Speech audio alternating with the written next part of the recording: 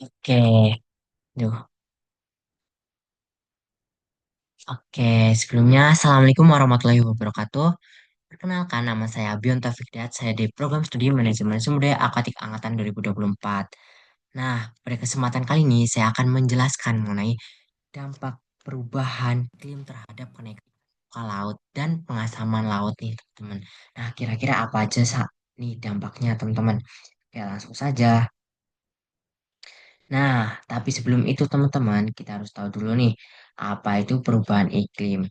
Nah, perubahan iklim merupakan perubahan yang terjadi secara signifikan pada periode waktu tertentu nih teman-teman. Suatu fenomena yang akan terus mengalami perubahan setiap musim yang mana sudah dirasakan dampaknya oleh kita teman-teman. Nah, fenomena perubahan iklim ini sering ditemui pada musim tertentu yang membuat kondisi iklim di suatu wilayah berubah secara berkala. Nah, teman-teman, simpelnya gini nih. Nah, ketika kita pada musim penghujan nih di bulan Januari, tapi justru tidak terjadi hujan sama sekali, teman-teman. Nah, di bulan Agustus dan September yang harusnya musim kemarau, malah terjadi musim hujan, malah terjadi hujan, teman-teman. Nah, di situ salah satu dampak dari perubahan iklim, teman-teman. Oke, lanjutnya. Nah, ada beberapa faktor yang menyebabkan terjadinya perubahan iklim, teman-teman. Yang pertama ada faktor biotik, seperti aktivitas semua populasi di bumi, termasuk manusia, hewan, dan lain sebagainya. Nah, contohnya saja nih, teman-teman. Nah, kita menggunakan energi yang tidak terbarukan, yang tidak ramah lingkungan, teman-teman. Nah, kemudian penggunaan gas emisi. Kita mengeluarkan gas emisi, teman-teman, seperti dari kendaraan atau pabrik, industri, dan lain sebagainya, teman-teman.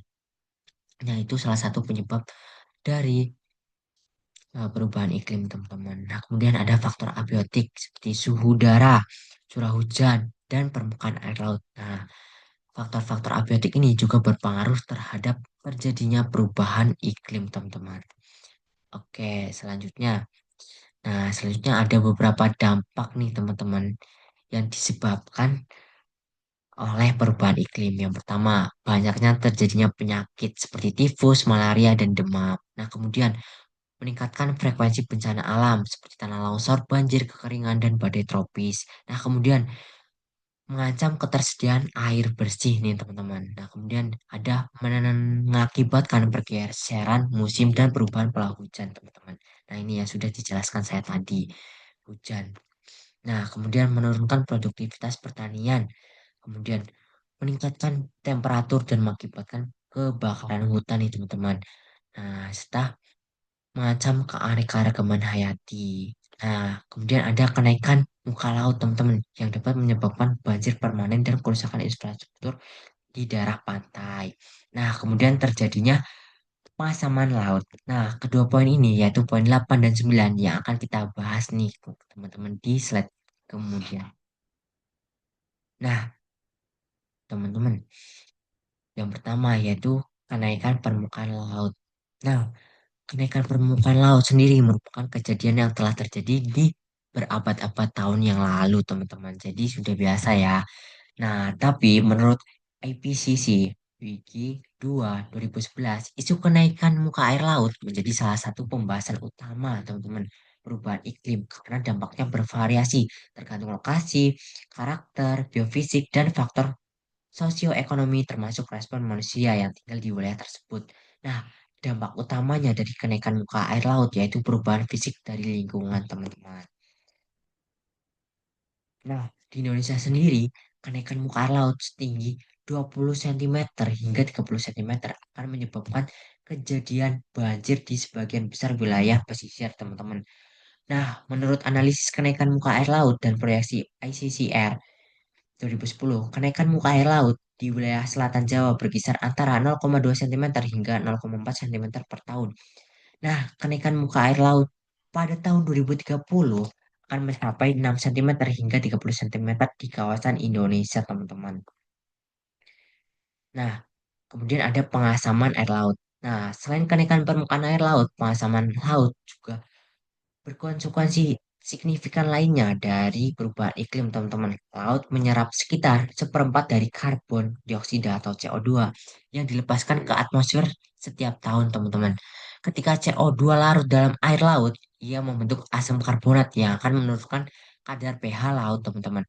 Proses ini dikenal sebagai pengasaman air laut, teman-teman. Nah, pengasaman laut sendiri ini memiliki implikasi serius bagi kehidupan laut, terutama bagi organisme yang membentuk cangkang atau kerangka dari kalsium karbonat, seperti terumbu karang, moluska, dan beberapa spesies plankton. Nah, air yang lebih asam membuat organisme ini lebih sulit untuk membentuk dan mempertahankan cangkang mereka, sehingga struktur yang lebih lemah dan tingkat kematian lebih tinggi, teman-teman. Nah, terumbu karang yang sudah berada di bawah tekanan dari kenaikan suhu laut sudah menghadapi ancaman tambahan dari pengasaman yang berpotensi menyebabkan degradasi tumbuh secara luas, teman-teman. Nah, selain itu, pengasaman laut juga menimbulkan ancaman bagi plankton, teman-teman, yang merupakan dasar dari rantai makanan laut. Perubahan dalam komunitas plankton dapat merambat melalui rantai makanan, mempengaruhi ikan, mamalia laut, burung laut, kerang, seperti tiram dan kerang juga beresiko memiliki konsekuensi ekonomi yang signifikan bagi industri perikanan dan budidaya, teman-teman. Nah, gimana nih solusinya? Nah, perlu adanya pendekatan multisektor yang melibatkan pemerintah, komunitas, ilmuwan, dan kerjasama internasional, teman-teman.